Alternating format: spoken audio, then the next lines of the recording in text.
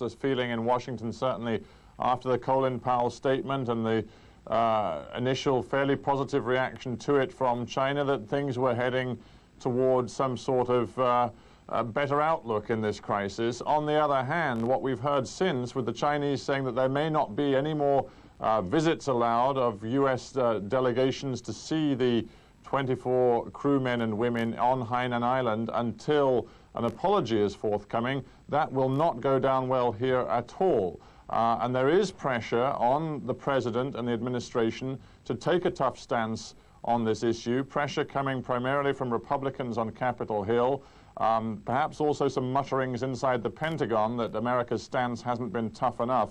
So the pressure is mounting, and it's not easy yet to see how this crisis is going to end, because, as Adam Brooks said in his report, in the end it comes down to what will happen to the 24 crewmen and women on Hainan Island, and as yet there is no resolution to that. Stephen Sacker in Washington. In a separate development sure to anger China, Tibet's exiled spiritual leader, the Dalai Lama, has met Taiwan's President Chen Shui-bian. China has denounced the visit by the former winner of the Nobel Peace Prize to Taiwan as an attempt to collaborate with separatist forces. The meeting between the two leaders was the most controversial part of the Dalai Lama's visit to the island, which is described as a religious, not a political trip. These are two of the men China is most suspicious of. Tibet's exiled spiritual leader, the Dalai Lama, who wants autonomy for his homeland, and Taiwan's President Chen Shui-bian. The sight of them shaking hands is extremely provocative in Beijing's eyes. This was the most charged moment of the Dalai Lama's visit to Taiwan. It's described as a religious trip, but the Dalai Lama has expressed his support for Taiwan as the only part of the Chinese-speaking world that enjoys freedom of religion and full democracy. Your Holiness supports the fact that Taiwan's future should be decided by Taiwan's people. We really admire you and appreciate you for supporting our choice of democracy. The atmosphere between the men was warm and genial. I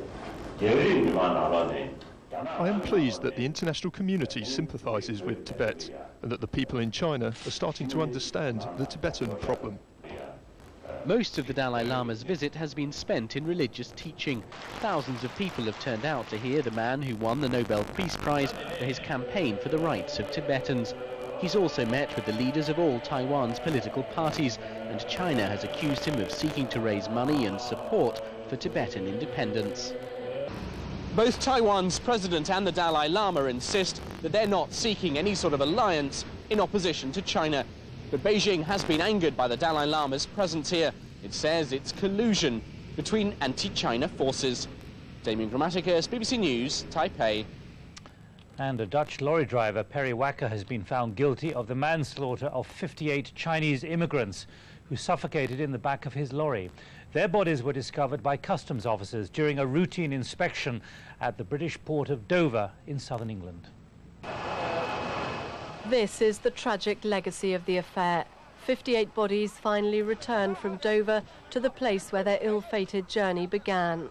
Those in these coffins had